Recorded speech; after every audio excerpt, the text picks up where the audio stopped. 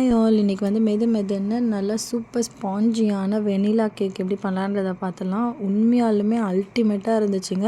Bakery ஸ்டைலில் சூப்பராக இருந்துச்சு. நீங்களும் கண்டிப்பாக வீட்டில் ஈஸியாக ட்ரை பண்ணுங்கள். பிகினர்ஸ் கூட இதுக்கு ஃபஸ்ட்டு ட்ரை பண்ணுங்கள், ஈஸியாக வரும்.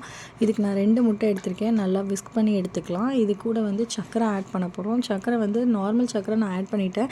ஆனால் எப்போவுமே இதை ஆட் பண்ணாதீங்க, கண்டிப்பாக பவுட்ரு பண்ணி ஆட் பண்ணுங்கள். அதுதான் வந்து கொஞ்சம் ஈஸியாக அது நல்லா மிக்ஸ் ஆயிரும். இப்போ நீங்கள் இது வந்து மெல்ட் ஆக ரொம்ப கஷ்டமாக இருந்துச்சு. ரொம்ப நேரம் நான் விஸ்க் பண்ணிகிட்டே இருந்தேன். கண்டிப்பாக உண்மையாலுமே கை வலிச்சிருச்சு.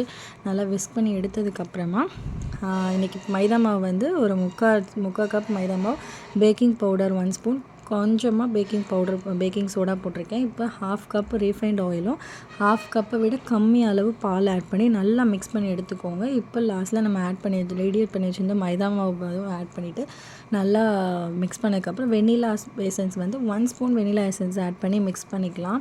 இன்றைக்கி நான் வந்து பேனில் தான் பண்ண போகிறேன். ஸோ நல்லா பாத்திரத்தில் ஆல்ரெடி பட்டர் தடவி வச்சுட்டேன்.